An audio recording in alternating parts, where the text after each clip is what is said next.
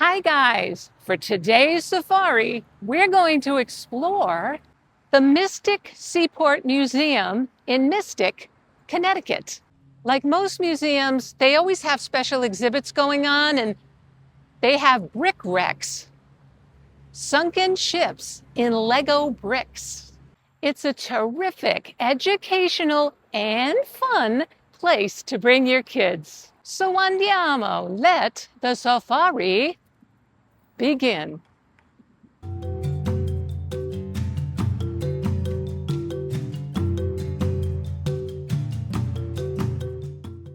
This display of Lego was inspired by brick wrecks, sunken ships in Lego bricks, now on view in the Stillman building. This is pretty impressive.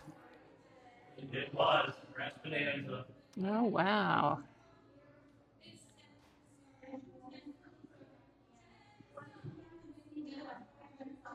Holy Toledo. Whoa. Check this out, all in Legos.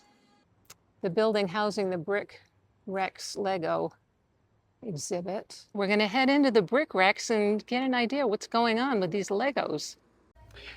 My first encounter in Legoland here in Mystic's Museum is Molly. Can you give us just an overview of what's going on here? Yeah, so this is an exhibit all about shipwrecks and the recovery of shipwrecks, and looking at it through the lens of Legos. So this is our Brick Wrecks exhibit. It is a traveling exhibit all the way from Australia, and it'll be here until January of 2027. Oh, that's great to know. All right, guys, you got to come down, check it out. You were just telling me about all the different things that that are ideal for little kids. So we've got a couple of things here. We've got our Children's Museum exhibit where kids can learn about maritime concepts in play, like fishing.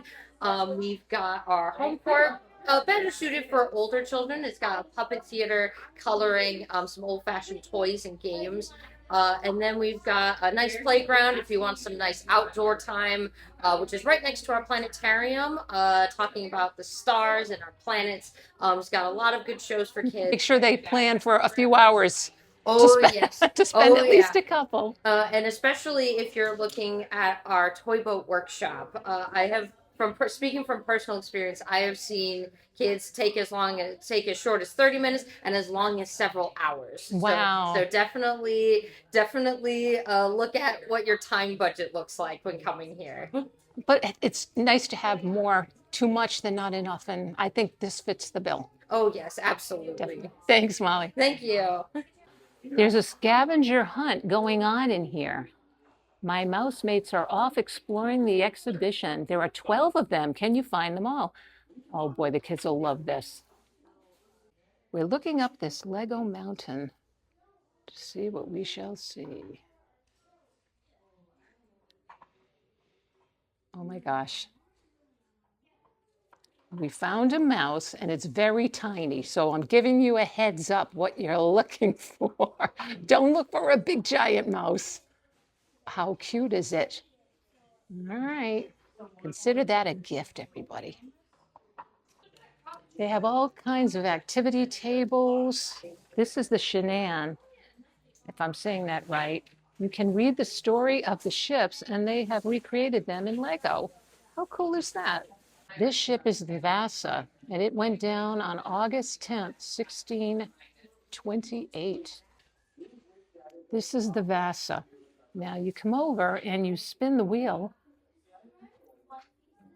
and the ship sinks.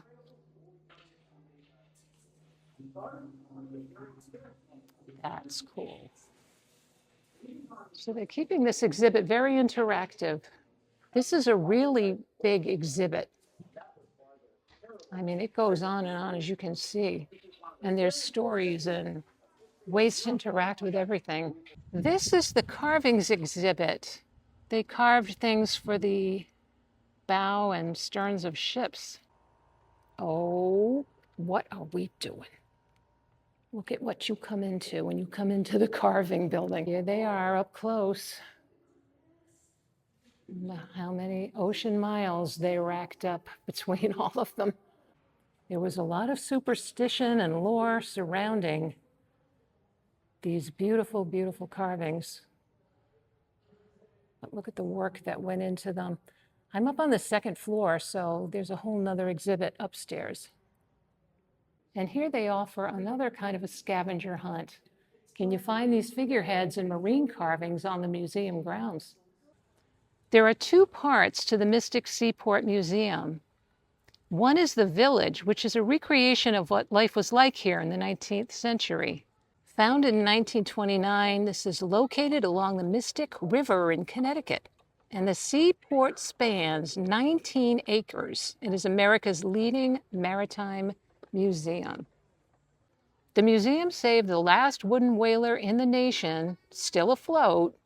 It acquired the Charles W. Morgan in 1941. Wow, look at her. Here's the Charles P. Morgan from the front, sitting in the harbor. From the other side.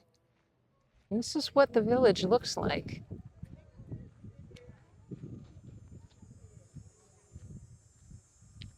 This is Gray's Ales.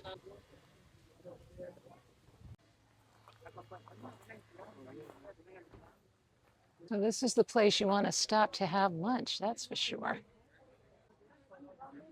It's a beautiful seating area to bring your lunch outside.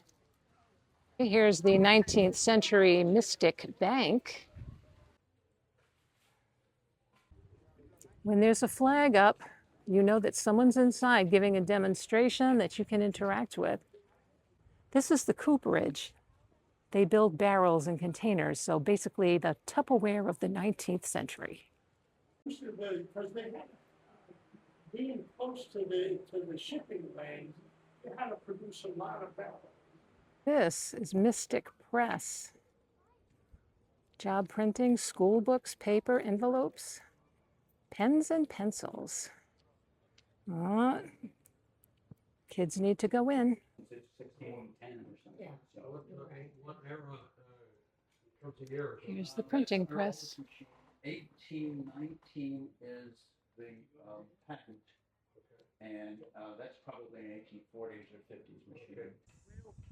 George Washington Smith, mast hoop manufacturer, making mast hoops. Okay, you can see exactly what they're used for.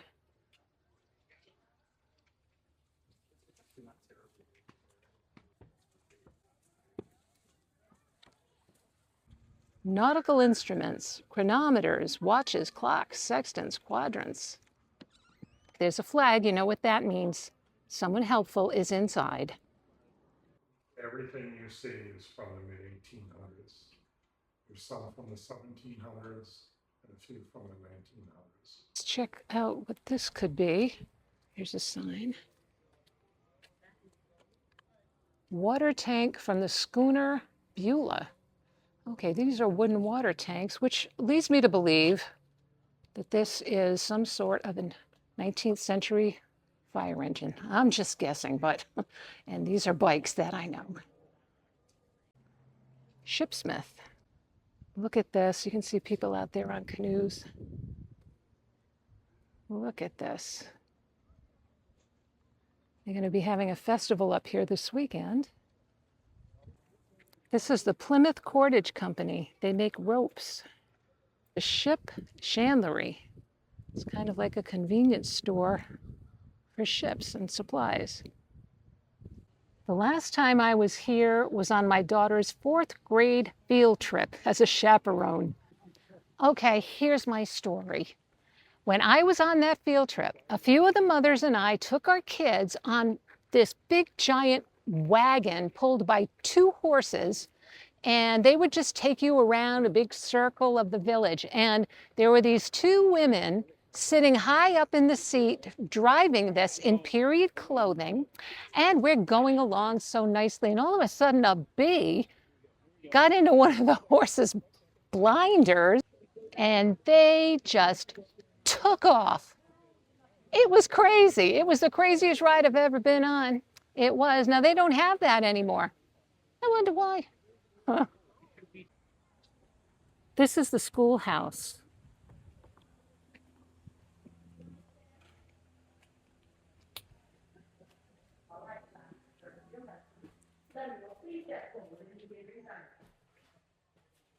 Oh boy.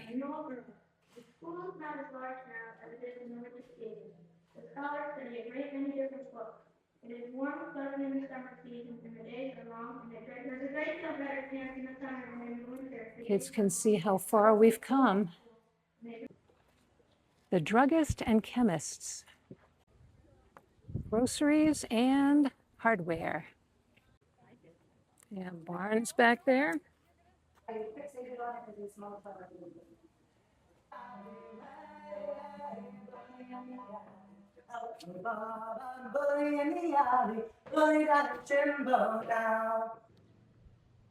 Ooh, what are they doing?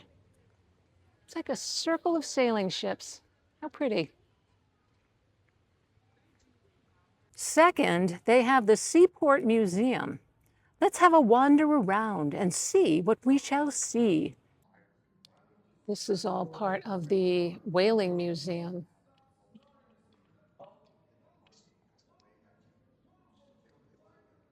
There's lots to learn.